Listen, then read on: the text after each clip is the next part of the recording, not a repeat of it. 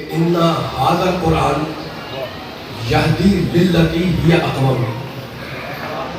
ارشاد رب العزت ہو رہا ہے، اللہ کہہ رہا ہے کہ ان ھذا القرآن، یہ قرآن وہ کتاب ہے جو انسانوں کو انتہائی مضبوط عقیدوں کی طرف رہنمائی کرتی ہے. بے شک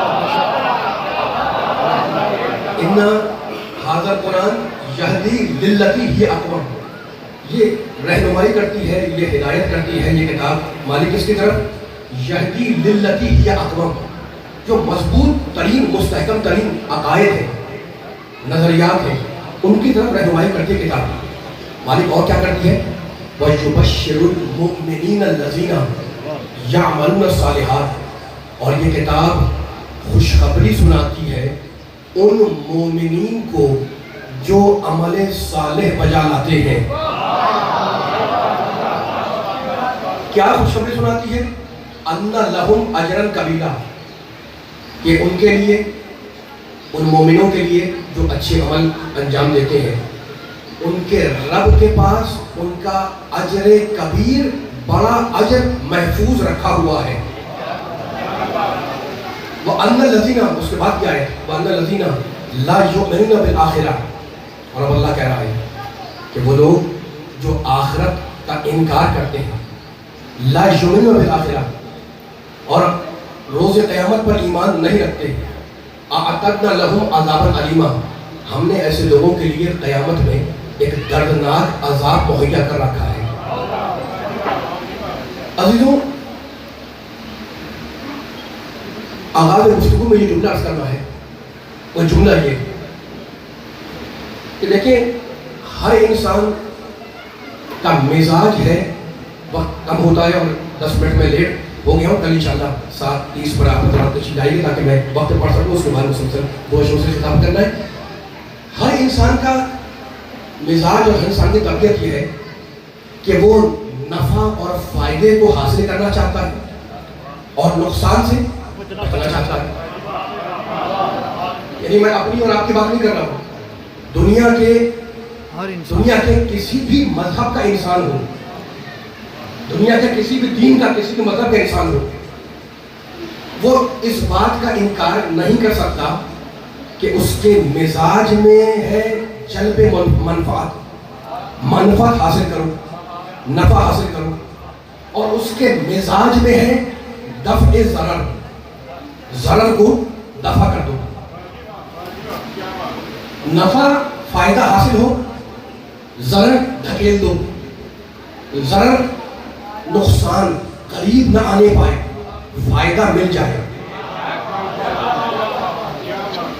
ہر انسان کے مزاج میں کہ فائدہ حاصل کرو، نفع حاصل کرو، نقصان کو ڈھکیل دو، خسارے کو دور کر دو، ٹھیک ہے نا. دنیا کا سب سے بڑا فائدہ ہے جنت.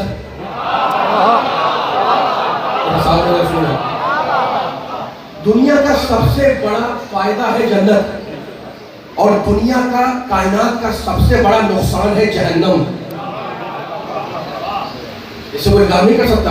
دنیا کا سب سے بڑا فائدہ جنت، نفع، منفعت، اور دنیا کا سب سے بڑا خسارہ، سب سے بڑا نقصان، سب سے بڑا گھاٹا جہنم ہے، دوزخ ہے، نار ہے. ٹھیک ہے نا. اچھا، تو اب سب سے بڑا فائدہ ہے جنت، سب سے بڑا نقصان ہے جہنم.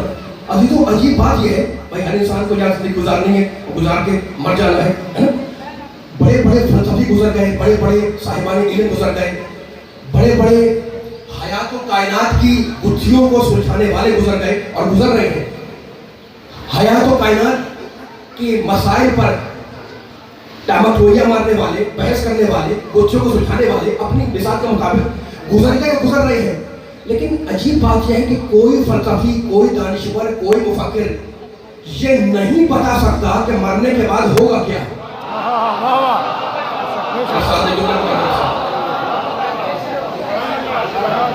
بڑے بڑے فلسفی گتھیاں سلجھا رہے ہیں، فلسفے کی، منطق کی، ہے نا، علم آگے بڑھ رہا ہے، لیکن کوئی یہ نہیں بتاتا کہ مرنے کے بعد ہوگا کیا. کوئی نہیں بتاتا. سائنس ہے، ترقی کر رہی ہے، سائنسدان ہے، فلسفہ ہے، علم ہے، کوئی علم یہ رہنمائی نہیں کرتا کہ مرنے کے بعد کیا ہوگا. اچھا، کیا ہوگا مرنے کے بعد؟ موت.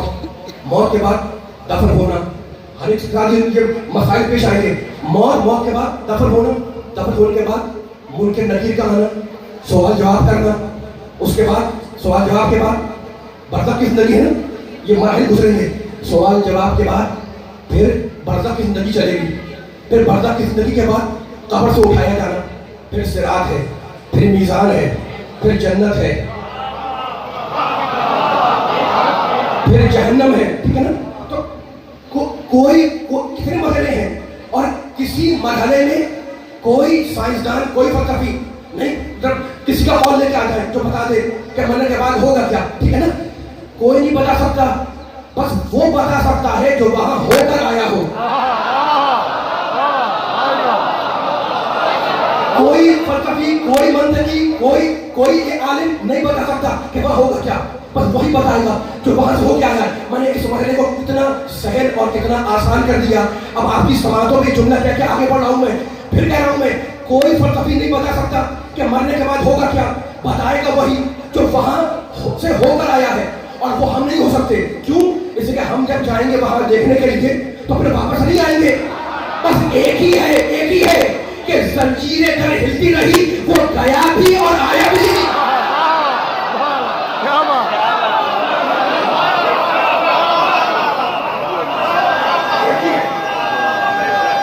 مل گئے سارے ماشاء اللہ.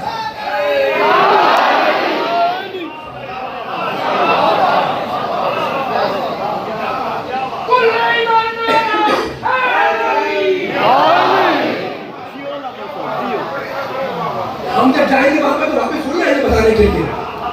گئے تو گئے، ٹھیک ہے نا، لیکن بس ایک ہے جو زنجیر در ہلتی رہی، گیا بھی اور آیا بھی.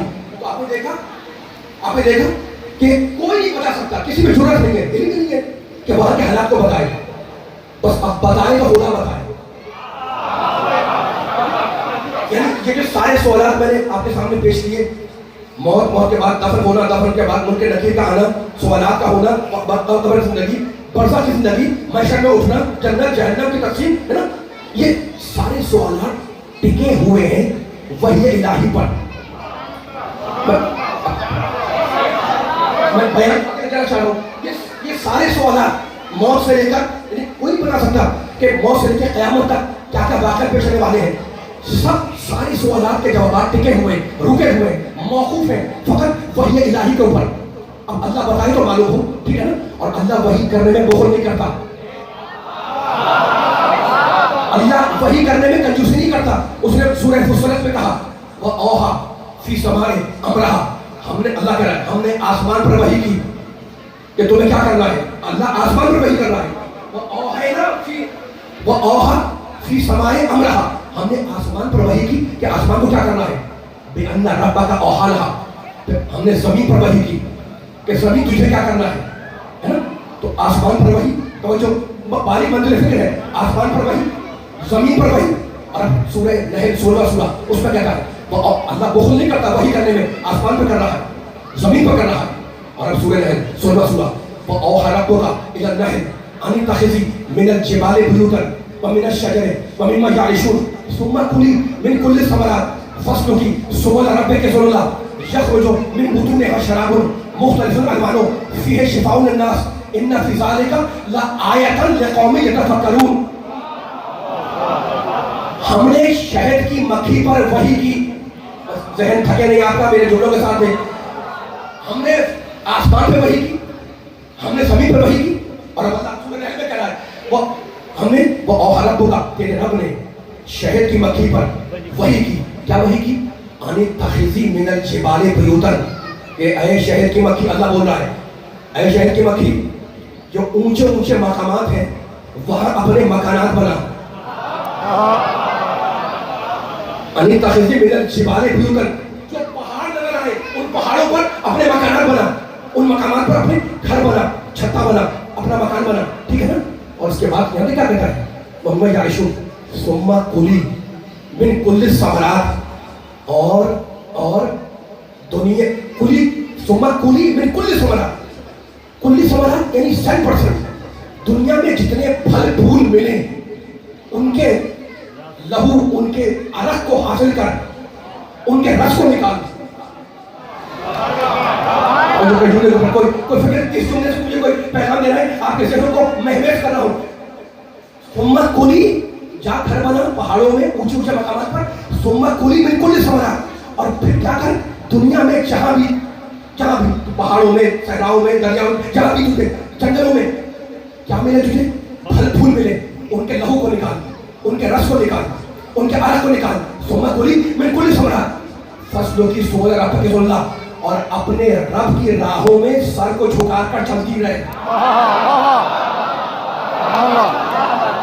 अल्लाह वही कर रहा है, आसमान पर वही, जमीन पर वही, और अब जानवर पर, शहर की मक्खी में वही, लुत्फ लोगे जितने खाने में बैठे हुए, क्या कर, हर फल हर फूल से उसका लहू निचोड़, उसका रस निकाल, उसका रस निकाल, ठीक है ना। अल्लाह क्या कह रहा है, हर फल फूल से उसका रस निकाल। अब मैं पूछना चाह रहा हूँ सुनने वालों से कि क्या अल्लाह ने यह हुक्म दिया कि जो मीठे फल हो उनसे निकाल?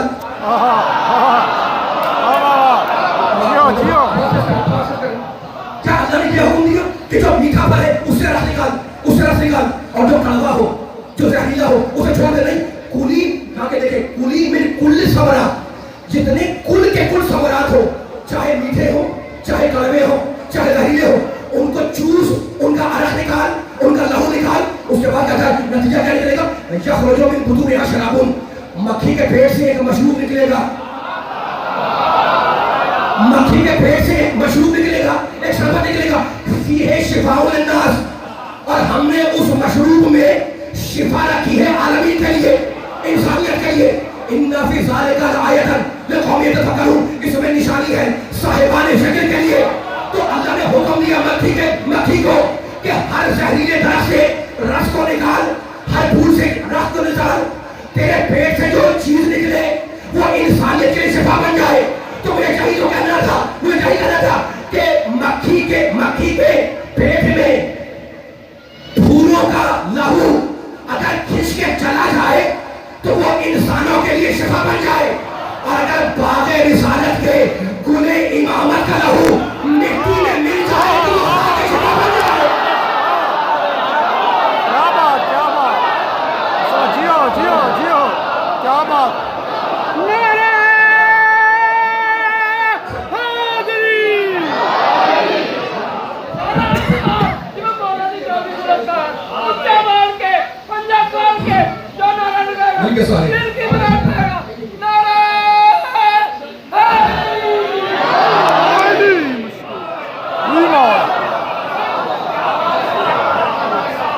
माशाल्लाह, जियो। बहुत कम जाने के बच्चों में बहुत कम होता है, लेकिन मेरे सोने वाले खड़े भी हैं, बैठे हुए हैं, दाएं बाएं, और पूरी जज्बे ईमान और पूरे इंतमाम के साथ पूरी तवज्जुहात को मबसूल किए हुए हैं मेरे एक जुमले के ऊपर। बाकी जुमले मेरे नहीं, कुरान पाक रब कायनात उस पर ही फरमा रहा है, ठीक है ना। अच्छा, तो अब अल्लाह ने वही की आसमान पर, और फी समाई अमरहा, हमने आसमान में वही की, इसमें क्या करना है, बेअंदर रब का औहार रहा, हमने जमीन पर वही की कि तुझे क्या करना है, हमने शहर की मक्खी पर वही की। और उसके बाद कहता है एक और आयत के अंदर, वअौहैना इला उम्मे मूसा अन अर्ज़ई है, हमने मूसा की माँ पर वही की कि इसे दूध पिलाओ। ये अल्लाह वही करने में बहुत नहीं करता, कंजूसी नहीं करता। ये उन वहियों का जिक्र जिनका बरहरास्त ताल्लुक नबूवत से नहीं है। शहर के मक्खी है, आसमान है, ज़मीन है, मूसा की माँ है ना, नबी तो नहीं है, आसमान नबी नहीं है, नबी नहीं। ये उन वहियों का वही है, उन वहियों का जिक्र है जो बरहरास्त नबियों पर नहीं आई, और अब अल्लाह ने बरहरास्त नबियों पर वही की। तौरात आई, ज़बूर आई, इंजील आई, ठीक है। ये सारी किताबें आई, अंबिया भी आई, जनाब ईसा भी आई, जनाब मूसा भी आई, जनाब दाऊद पर आई, वही आई ना।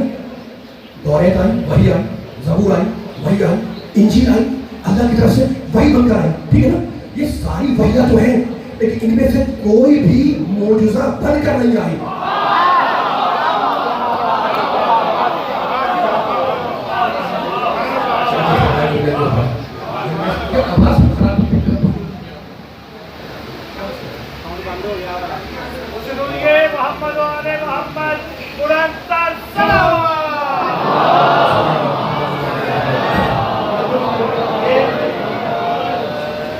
اس سے بھی بلند سلوات پڑھے محمد والے محمد پر۔ یہ جو مومن سامنے کریں گے سیدھی تو آپ کیا کہا کریں؟ ہم نے آسمان میں وحی کی، ہم نے زمین پر وحی کی، شہر کے موقع پہ وحی کی، موسیٰ کی ماں پہ وحی کی کہ سدود ملا، ٹھیک ہے نا؟ وحیاں ہو رہی ہیں، توریت آئی وحی، زبور آئی وحی، انجیل آئی وحی، لیکن ساری کائنات میں کوئی جتنی وحیاں آئی موسیٰ بن کر نہیں آئی، واحد قرآن ہے جسے اللہ نے بطور معجزہ بھیجا، واحد قرآن ہے وہی جسے اللہ نے بطور چیلنج بطور معجزہ بھیجا۔ سورہ بقرہ میں کہتا ہے وَإِن كُنتُمْ فِي رَيْبٍ مِّمَّا نَزَّلْنَا عَلَىٰ عَبْدِنَا فَأْتُوا بِسُورَةٍ مِّن مِّثْلِهِ۔ رسول ان لوگوں سے کہہ دو اے لوگوں اگر تمہیں شک ہے وَإِن كُنتُمْ فِي رَيْبٍ مِّمَّا، کوئی پیغام ہے انشاءاللہ سارے سننے والوں کو قرآن کی روشنی میں، وَإِن كُنتُمْ فِي رَيْبٍ مِّمَّا، اگر تمہیں شک ہے کہ ہم نے جو کتاب اپنے محمد نبی کو اتاری ہے وہ ہمارا کلام نہیں ہے تو کیا کروں؟ فاتو بسورۃ مثلہ، اس کے جیسا ایک سورہ بنا کر لاؤ۔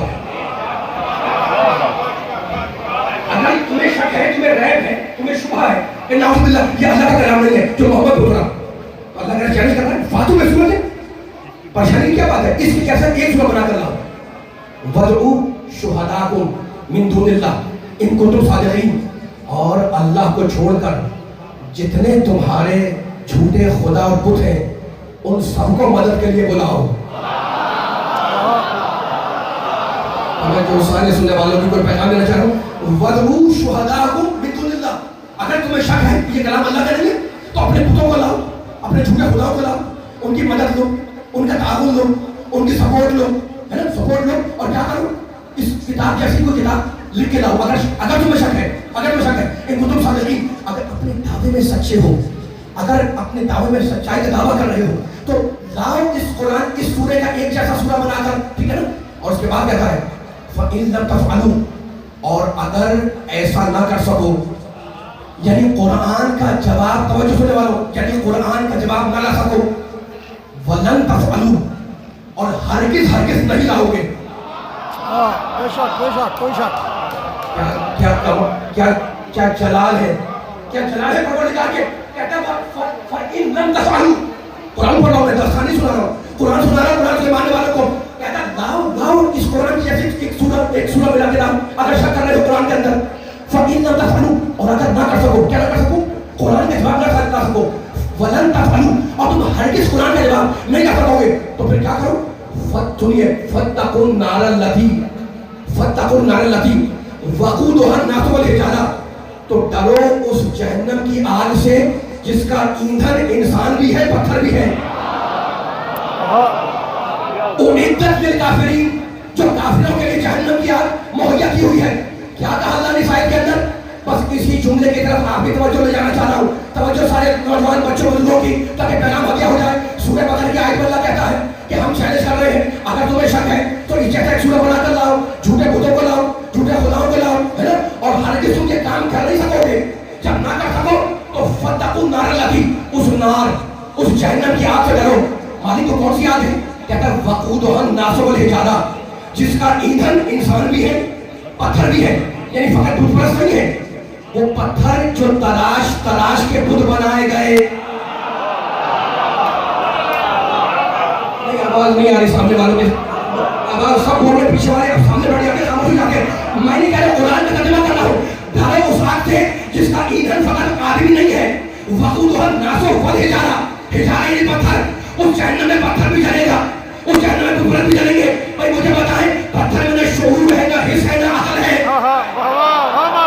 تو پتھر کے جلانے کا فائدہ، ایک پیغام دینا ہوں آج کی مجلس میں، مسجد حسین میں، حسین جانے کے خطرے میں، بھائی پتھر میں نہ شعور، نہ زندگی، نہ حیات، نہ اس میں زندگی ہے نا، نہ شعور ہے، نہ حس ہے، تو پتھر کے جلانے کا فائدہ کیا ہے؟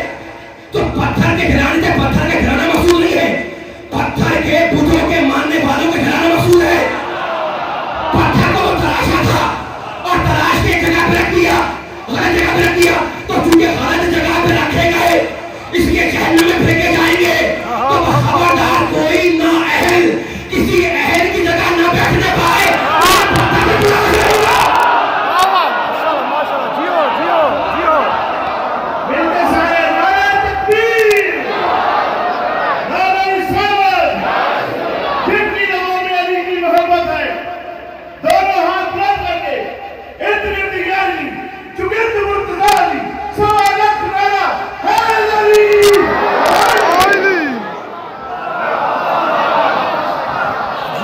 صاحب ماشاء اللہ.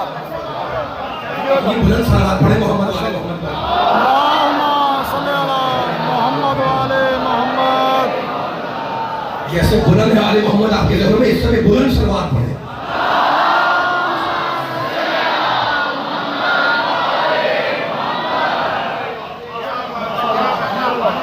ہم نے آسمان پر وحی کی، ہم نے زمین پہ وحی کی، ہم نے شہر کے مکی پہ وحی کی، ہم نے موسیٰ کی ماں پہ وحی کی.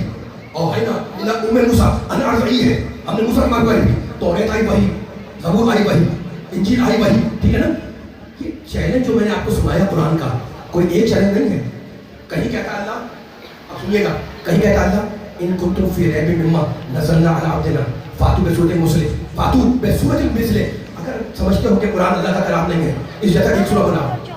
سورہ ہود میں اللہ نے چیلنج کو بڑھا دیا، فاتوا بعشر سور مثلہ مفتریات. اگر سمجھتے ہو کہ قرآن ہمارا کلام نہیں ہے تو اس جیسے 10 سورے بنا کے لاؤ. جلدی سے میں آنسر دے رہا ہوں تاکہ وقت گزر گیا آپ تک سے پہلا پہنچ جائے کہ آیتوں کو مضبوط کر کے ایک سورہ بناؤ. نہیں بنا سکتے، 10 سورے بناؤ، ہے نا. 10 سورے بناؤ. قرآن نے کھلا چیلنج دے دیا. قیامت تک ان کی شہر جائے گا. بنائے کوئی انسان، کوئی عالم، کوئی جاہل، کوئی مفکر، کوئی مدعو محدث، کوئی فلسفی، کوئی منطقی، کوئی بنا کے دکھائے. کسی مذہب والا، کسی دین والا، کہیں کے رہنے والا، کسی خطے کے والا، کسی زبان والا، لائے عربی والا ہو، غیر عربی والا ہو، قرآن نے جواب نے کیا ہے. ایک سورہ بنائے، 10 سورے بنائے، 2 چیلنج ہو گئے. اور اب سورہ بنی اسرائیل 17واں سورہ. بسم اللہ. اب دیکھیں اللہ کا کہہ رہا ہے بسم اللہ الرحمن الرحیم. قل رسول کہہ دو ان لوگوں سے، ارحم الراحمین بول رہا ہے، صاحب جبروت ہے، مالک الملک ہے. کہتا کہہ دو لوگوں سے، کیا مالک کیا کہہ دو؟ لَإِنِ اجْتَمَعَتْ سورہ بنی اسرائیل لَإِنِ اجْتَمَعَتْ الْإِنسُ وَالْجِنُّ عَلَىٰ أَن يَأْتُوا بِمِثْلِ هَٰذَا الْقُرْآنِ. کہہ دو سب سے کہ اگر ساری دنیا کے انسان جمع ہو جائیں، لَإِنِ اجْتَمَعَتِ الْإِنسُ وَالْجِنُّ، اور فقط انسان نہیں، ساری دنیا کے جنات. ہر گھر میں قرآن ہے، قرآن کا پڑھنا ثواب، دیکھنا ثواب، قرآن کو سننا ثواب ہے نا. اب قرآن کی طاقت دیکھنا، میں نہیں بیان کر رہا، وہ ارحم الراحمین، وہ قدیر علی کل شیء، وہ قرآن کی طاقت بتا رہا ہے. کیا تجھے قرآن جو حضرت محمد کو اتارا یہ ہے کیا؟ ساری دنیا کے انسان جمع ہو جائے، ساری دنیا کے جنات جمع ہو جائے قرآن کی مثل لانے کے اوپر، لا یاتون بمثلہ، وہ ہرگز قرآن جیسی کتاب نہیں لا سکتے، ہے نا. وَلَوْ كَانَ بَعْضُهُمْ لِبَعْضٍ ظَهِيرًا، اگرچہ ایک دوسرے کی سپورٹ نہ کر رہا ہو، اگرچہ ایک دوسرے کی مدد کو نہ کر رہا ہو. تو قرآن نے 3 جگہ پہ چیلنج کیا. ایک سورہ بناؤ، قرآن نے چیلنج کیا 10 سورے بناؤ. پھر قرآن نے چیلنج کو بڑھا دیا کہ سارے انسان جمع ہو جاؤ، سارے جنات جمع ہو جاؤ، اور یہ کوشش کرو کہ قرآن جیسا ایک کلام بنا کے لاؤ. تم لا نہیں سکتے، چاہے ایک دوسرے کی مدد کو نہ کرے، چاہے ایک دوسرے کی سپورٹ کو نہ کرے. تو فیصلہ تم کر لینا.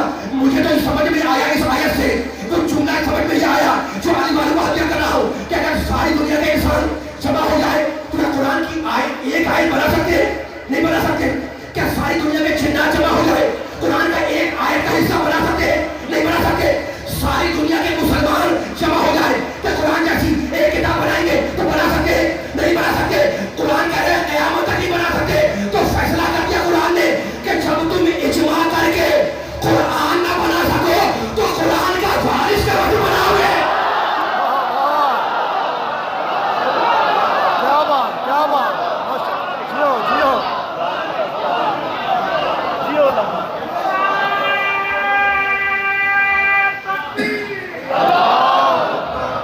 مل کے سارے ماشاء اللہ.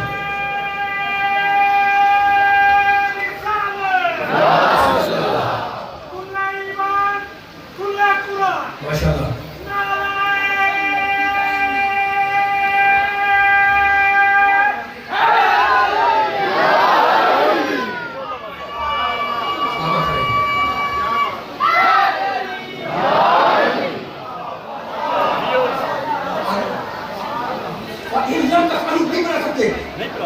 اگر نہ بنا سکو اس کے بعد کہتا ہے ولن تفعلوا، نہیں بس بیان میرا ختم ہو رہا ہے، نہیں بنا سکتے. ٹھیک ہے نا، نہیں بنا سکتے. تو اب اس آگ سے ڈرو، جہنم کی اس آگ سے. وقودہ الناس والحجارہ، یہاں آدمی بھی ہے، انسان بھی ہے، اور جہاں پر پتھر بھی ہے. ٹھیک ہے نا. بیان میرا آخری مرحلے سے قریب ہو گیا ہے. اب سننے والوں کی خدمت میں اتنی آیتیں پڑھا تھا آپ کے سامنے. ایک جملہ کہہ دوں پھر کل گفتگو کا آغاز ہوگا. تھوڑا لیٹ ہو گیا معاملہ. پروردگار عالم نے قرآن نازل کہاں کیا؟ نظر بہ روح الامین علی قلبک. हबीब हमने कुरान को तेरे कल्ब मुताहर पर उतारा था, हमने कुरान को तेरे कल्ब मुताहर पर उतारा। कल गुफ्तगू होगी, अब बयान खत्म हो रहा है, लेकिन दिल चाह रहा है ये जुमला मुकम्मल हो गया है। और अली के चाहने वाले जिनके दिलों में शमे विलायत रोशन है, नबी की शमे नबूवत रोशन है, उन्हें जुमला हदिया करूं और मसाइल पर आ जाऊं, है ना। तो कुरान नाज़िल हुआ मोहम्मद के दिल के ऊपर, कल्ब मोहम्मद पर। बहुत सी आयतें पढ़ सकता हूं। नज़लना अलैका किताब तिब्यानन लिकुल्लि शै व हुदन व रहमतन व बुश्रा लिल मुस्लिमीन। हमने कुरान को मोहम्मद पर उतारा। ये कुरान बयान वाज़ेह है, ये कुरान खुशखबरी है, ये कुरान हिदायत है, ये कुरान रहमत है ना। ये कुरान ला रैब है। तो कुरान नाज़िल हुआ मोहम्मद पर। खुदा ने बता दिया कि अगर कुरान ला रैब है तो मोहम्मद ला ऐब है। बोलो कुरान अगर ला रैब है तो मेरा प्यारा मोहम्मद, आमना का नाम, अबू तालिब का भतीजा, अब्दुल्ला का बेटा, अली का भाई, वो ला ऐब है। कुरान अगर इल्म है, मोहम्मद मुजस्सम इल्म है। कुरान अगर नूर है, मोहम्मद मुजस्सम नूर है। कुरान अगर फिक्र है, मोहम्मद मुजस्सम फिक्र है। कुरान अगर मुश्किल कुशा, मोहम्मद मुश्किल कुशा। कुरान अगर फरमान, मोहम्मद फरमान। उस मोहम्मद ने कहा कि कुरान अली के साथ, अली कुरान के साथ। ये जुमला कि कुरान अली के साथ, पहली मंजिल से मेरे साथ देना। ये जुमला कि कुरान अली के साथ, अली कुरान के साथ, ये जुमला मेरा नहीं नबी का है। ये जुमला अली पे सचता भी है, ये जुमला अली पे जचता भी है, ये जुमला अली पे से भी देता है। इसलिए कि कुरान की बात, अली की बात, कुरान भी मासूम, अली भी मासूम। कुरान भी मुश्किल कुशा, अली भी मुश्किल कुशा। कुरान में सूरह कौसर, अली साक़ी कौसर। कुरान में कुल हुवल्लाहु अहद, मेरा मौला अली, अल्लाह की वहदानियत की सनद। कुरान में सूरह आल इमरान, अली फर्जंदे हज़रत इमरान। तो जो मिजाज कुरान का, वो मिजाज अली का, वो मिजाज अली का, वो मिजाज नबूवत का। जरा कुरान से पूछो कि कुरान का मिजाज क्या है, ज़माने को सुनाओ कि कुरान का मिजाज क्या है। तो सूरह हशर में कहता है लौ अंज़लना हाज़ल कुरान अला जबलिन लरअयतहु खाशिअन मुतसद्दिअन मिन खशयतिल्लाह। अल्लाह कह रहा है कि कुरान का मिजाज ये है कि अगर ये पहाड़ों पर आ जाए तो पहाड़ फट जाए, अली काबे में आ जाए तो दीवार फट जाए।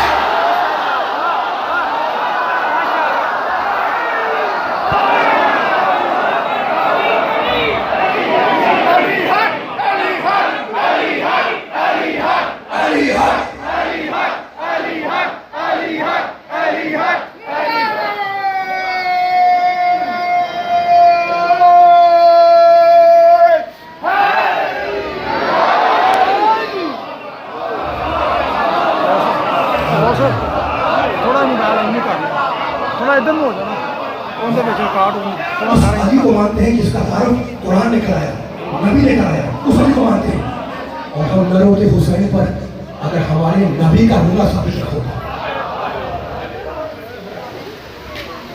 असर आशूर जब आए थे, देखो रोने के अहम समझना। तो अभी शाम मगरिब नहीं हुई थी, अंधेरा नहीं हुआ था, झुटपुटा था, सूरज डूबने के करीब था। फौज यजीद के सिपाही अपने जानवर को पानी पिलाने के लिए फुरात की तरफ चला। उसका गुजर हुआ मैदान से, कत्लगाह से। उसने देखा कि हुसैन के बेसर लाशे पर एक बुजुर्ग कोहनी रखे बैठे हुए हैं। कभी आसमान को देखते हैं, कभी लाशों को देखते हैं, और दो जुमले कहते हैं, वलदी कतलू, बेटे इन लोगों ने तुझे कत्ल कर दिया।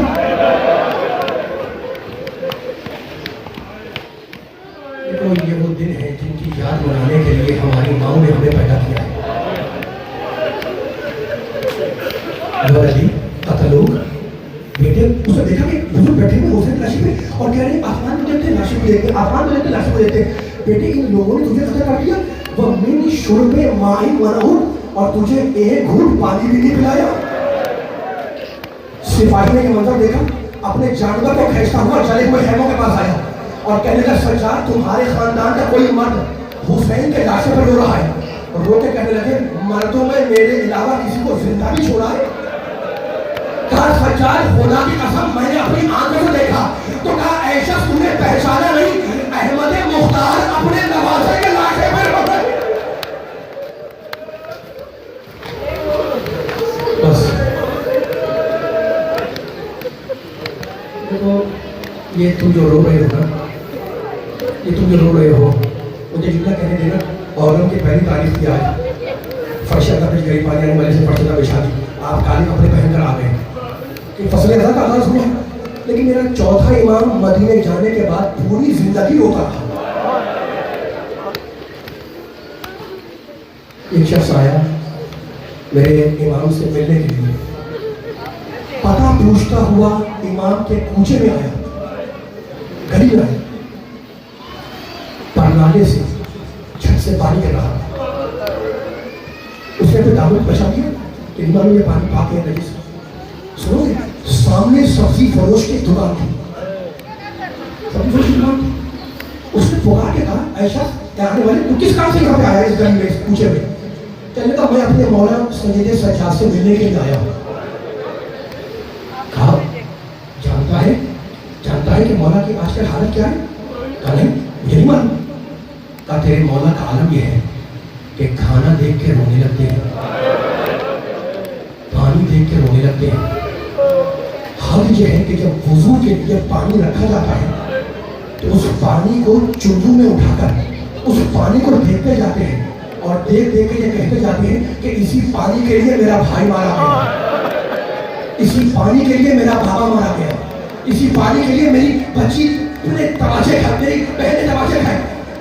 آنسو اور پانی میں اس طریقے سے مل جاتے ہیں کہ یہ پانی وضو کے قابل نہیں رہتا, بہا دیا جاتا ہے. تو یہ نجیس پانی نہیں ہے, یہ تیرے امام کے آنسو ہیں. آیا سلام کیا امام کو, ملنے آیا ہے, سلام کر کے بیٹھ گیا. امام رو رہے تھے, آپ رو رہے ہیں, امام بھی رو رہے تھے.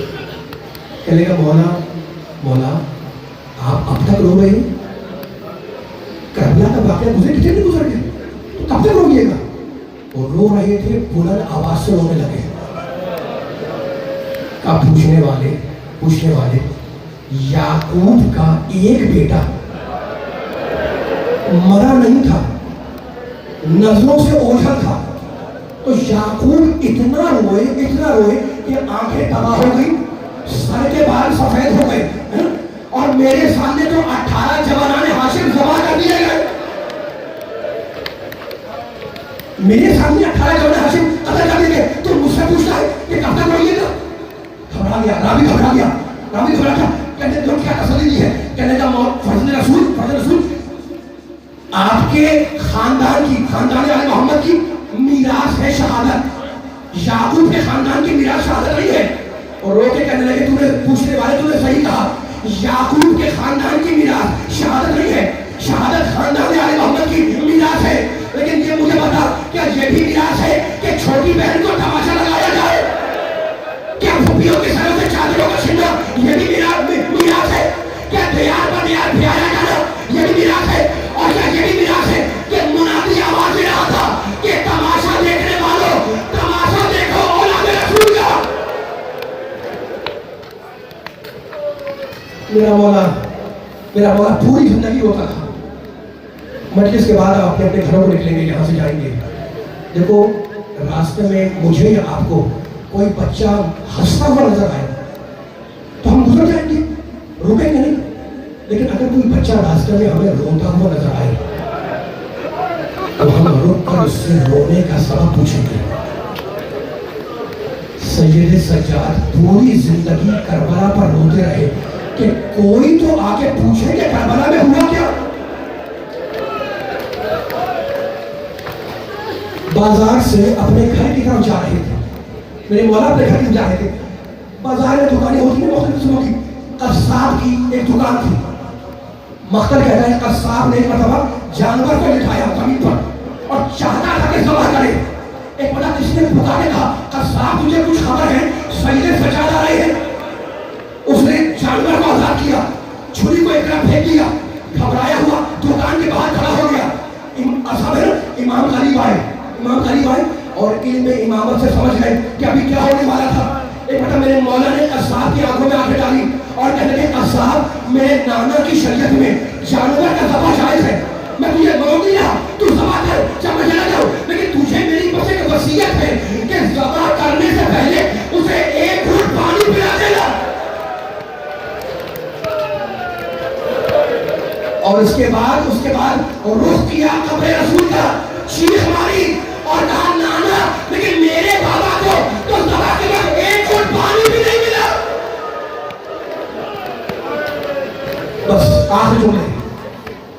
आपका रोना, ये आपका रोना, ये आपका गिरिया करना, जानते हो क्या ये निगाह सैयदा में नेमत है। बस मेंबर छोड़ रहा हूँ मैं। एक दिन मेरे नबी ने अपने दोनों नवासों को, नाना है ये नवासे हैं, अपनी गोद में बैठाया। बड़ा नवासा भी नबी की गोद में, छोटा नवासा भी नबी की गोद में, दोनों बैठे हुए। नबी ने एक मरतबा पढ़कर हसन के लबों का बोसा दिया, हसन के होठ चूमे। छोटे नवासे के दिल में भी तमन्ना आई कि नाना मेरे भी होठों का बोसा दे। बच्चे ने अपना मुंह आगे किया, रसूल ने गले का बोसा दिया। बच्चे ने रसूल से कुछ नहीं कहा, तुम्हारी आंखों में आंसू है, खुदा इन आंसुओं को रोमाल सैयदा में जगा दे। बच्चे ने नाना से कुछ नहीं कहा, बस आखिरी अब्दुल्ला में पर सोता रहा मैं। आया अपनी अम्मा के पास और कहने लगा, अम्मा जान जरा मेरे बहन को सूंघे, मुंह को सूंघे। क्या मेरे बहन की दूध इस काबिल नहीं कि नाना मेरे होठों का बोसा दे? हाँ बेटे बात क्या हुई? बच्चे ने पूरा वाक़या सुनाया। एक मरतबा सैयदा ने चादर ओढ़ी, बच्चे का हाथ थामा। अब बड़ा नवासा था रसूल की गोद में है ना, भूलने से बाहर निकली और रसूल के पास आई, सलाम किया और कहा, बाबा ये मेरा छोटा बच्चा इस काबिल नहीं था कि आप इसके होठों का बोसा दें। कहा बेटी घर में वापस जा, जब आप आकर तुम डरोगे रहना, जवाब मैं वही दूंगा। बीबी हुजरे में आई, रसूल मस्जिद से निकले, हुजरे सईदा में आए। कहा बाबा मुझे बताए ये आपने मेरे छोटे बच्चे के गले का बोसा क्यों लिया, होठ को चूड़ी चुरा? रसूल सर को झुकाए खामोश है, कोई जवाब नहीं देते। एक बड़ा रसूल की बेटी को जला लाया। कहा बाबा अगर मेरा कोई हक है ना तो आपको मेरे हक की कसम मुझे बताए ये आपने हुसैन के लबों का बोसा क्यों नहीं लिया? बल्कि सुनना था उम्मे ऐमन का आवाज थी, उम्मे ऐमन जरा अली को बुलाओ। अली आए, कहा अली अली फातिमा का शाना थामो, कोई खबर सुनानी है। अली ने शाना थामा। एक मरतबा रोकर कहने लगे, बेटी क्या बतलाऊं, ये बच्चा जिसके गले का बोसा लिया करबला के मैदान में 3 दिन का भूखा प्यासा कूद खंजर से दबा कर दिया जाएगा। रोड में शर्म न करना, खुदा तुम्हारी आवाज़ों पर रहम करे। ये बच्चा करबला में 3 दिन का भूखा प्यासा दबा कर दिया जाएगा। कहा बाबा बाबा उस बच्चे का जुर्म क्या होगा? कहा बिला जुर्म, उसका कोई जुर्म नहीं होगा, उसकी कोई गलती नहीं होगी। कहा बाबा ये वाकया किस जमाने में पेश आएगा? कहा बेटी खाली अन्नी मान के न मैं होऊंगा, न तू होगी, न अली होंगे, न हसन होंगे। तो एक बता घबरा के पूछा, बाबा जब कोई नहीं होगा तो मेरे लाल पर रोएगा तो? क्या बेटी मत घबराओ, अल्लाह इस कौम को पैदा करेगा जिसके मर्द हुसैन के मर्दों पे रोएंगे, जिसकी औरतें हुसैन की औरतों पे रोएंगी। छोटा बच्चा है ना, उठा, उठ के अपने नाना के पास आया, कहने लगा नाना मेरे ऊपर रोने वाले पैदा होंगे? कहा बेटा? कहा नाना आप मेरे रोने वालों के साथ क्या शुरू करेंगे? कहा बेटे मैं शाफाई मैशर हूँ, तेरे रोने वालों की शफाअत करूंगा। वादा ले लिया, आया अपने बाबा के पास। कहा बाबा तुम मेरे रोने वालों को क्या इनाम दोगे? कहा बेटे मत घबरा, मैं साकिया कौसर हूँ, तेरे रोने वालों को हौज़े कौसर के शाम पिलाऊंगा। नाना से वादा ले लिया, बाबा से वादा ले लिया। आया भैया हसन के पास, कहा भैया तुम क्या दोगे? खुदा तुम्हारे फुर्सतों को पूरी फरमाए। कहा भैया मत घबराओ, मैं जवानाने जन्नत का सरदार हूँ, तेरे रोने वालों की शफाअत करूंगा। अली वालों, रोने वालों, जब नाना से वादा ले लिया, तो भैया से वादा ले लिया, अली से वादा ले लिया, तो बच्चा चलता हुआ आया और आकर अपनी अम्मा की गोद में बैठ गया। कहा अम्मा आप मेरे रोने वालों को क्या इनाम देंगी? एक बता सैयदा ने एक चीख मारी और कहा बेटे हुसैन ये नादार माँ, ये दुखियारी माँ तेरे रोने वालों को क्या दे सकती है? क़यामत के दिन जन्नत के दरवाजे पर अपने बालों को बिखरा के बैठ जाएगी कि जब तक रोने वाले न चले जाए फातिमा जन्नत।